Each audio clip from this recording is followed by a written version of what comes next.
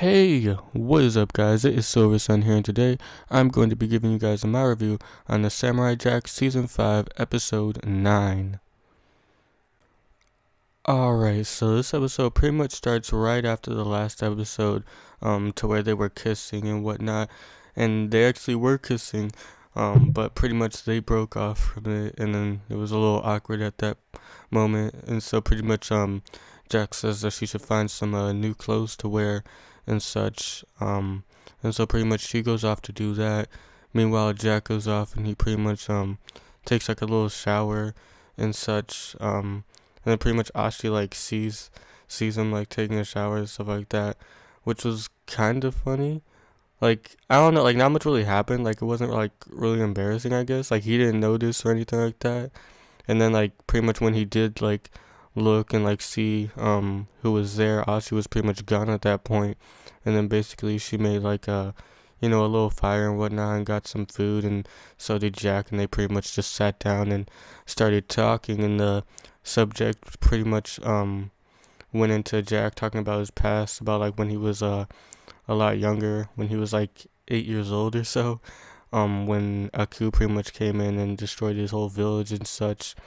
Everything that was near and dear to him was pretty much gone and just turned into memories at that point. So basically, at this point, Scaramouche of all people is pretty much walking around on like this little like octopus squid body type thing. And then pretty much he actually does make his way over to Aku, but basically there's a sign outside pretty much saying that he doesn't want any company, he doesn't want any visitors or anything like that.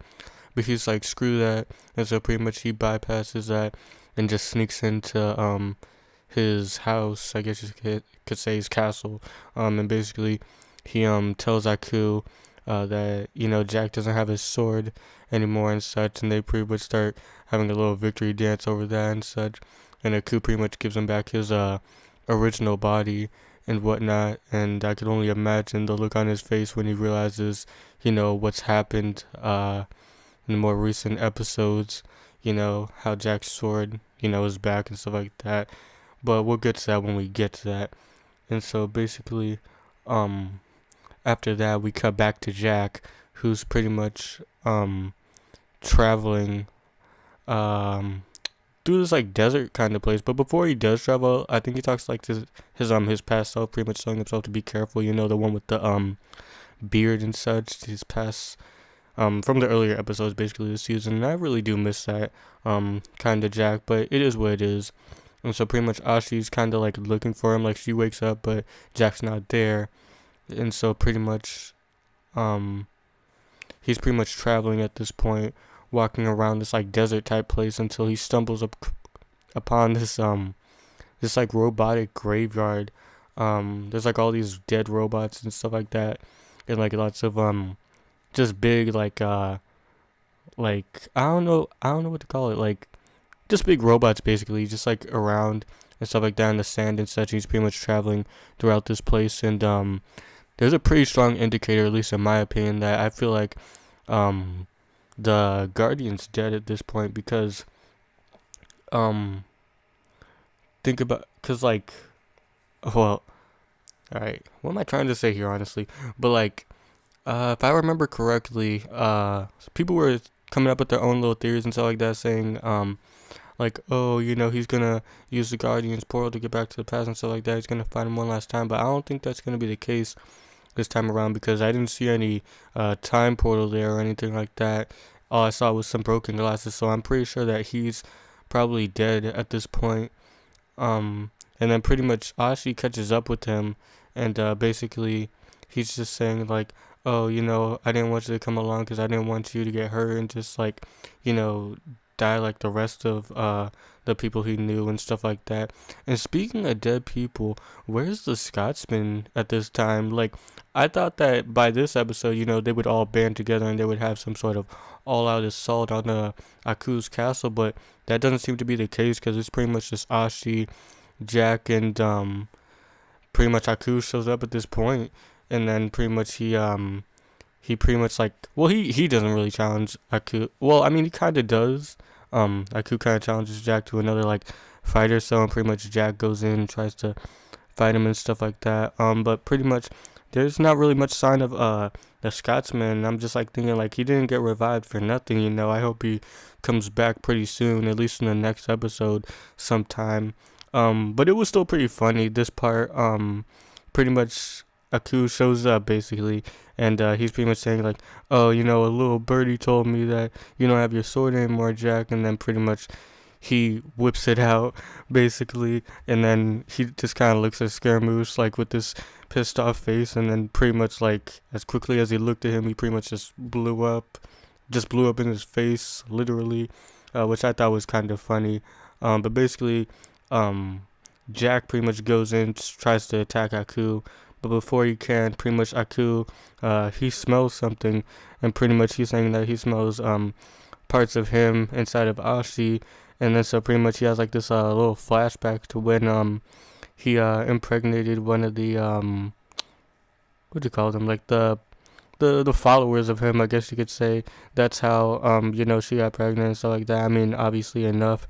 So I guess they weren't called the daughters of Aku for nothing. I honestly thought they were like kind of like just like some kind of like he didn't know about them or anything like that, because it didn't seem like you know, if he'd known about the daughters of Aku, in my opinion, I felt like he would have mentioned them or said something, you know, but I guess he forgot about that.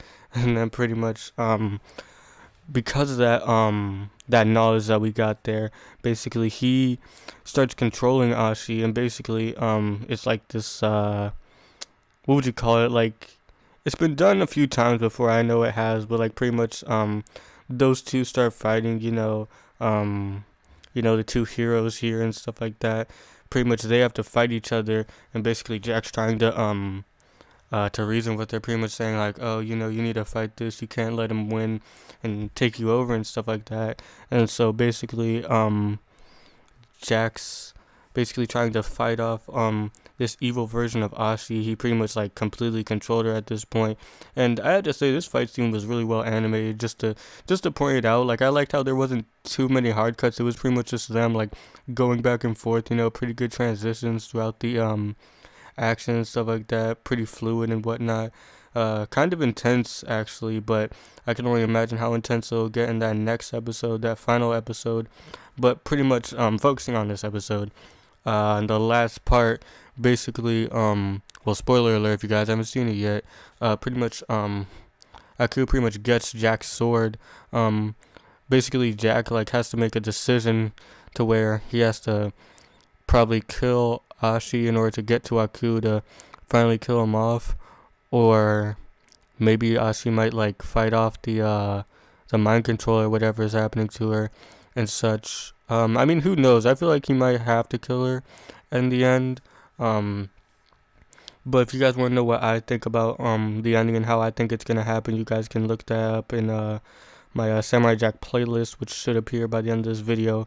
Just a little note there, but basically by that point Aku pretty much gets the sword, and basically it seems like he's won so far. You know, Jack's pretty much powerless.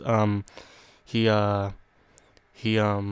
tilts his head down in defeat, I guess, and that's pretty much where the episode ended. And I like how they made this whole preview. You know, I love how it doesn't spoil anything. It pretty much just shows us, you know, the past episodes and what happened then, stuff like that, all the stuff leading up to this final episode next week. That whole preview, I think it looked cool. Like they had like new animation for it and stuff like that. I thought it was pretty cool. And who knows if they might have new animation for the opening, if they might actually change it or anything like that. I mean, who knows? But it should be very exciting to see. I don't know. Like, I'm trying to think. Did I miss anything here? I don't think I did. But as far as this episode goes, I thought it was pretty good. You know, not too much happened in the beginning, obviously. I mean, not that there should have been anything, but by the end of this episode, it definitely did, you know, get, hyped up and, like, you know, just, like, pretty intense and stuff like that. Almost reminds me of, what was it? Not What He Seems from, Gravity Falls, you know, in the beginning, you know, we knew that something was gonna happen there, and something did happen by the end, and it was pretty intense, pretty crazy, pretty, cliffhanger, you could say. And it's kind of the same here. You know, it's kind of cliffhangery. You know, we're gonna have to, well, if cliffhangery is even a word, but um, pretty much we're just gonna have to wait and see for that final episode, that next episode, and hopefully they can wrap all this up nice and neat and stuff like that, and not leave too many things left unanswered. Hopefully, but I thought this episode was pretty good. I can't wait for that next episode.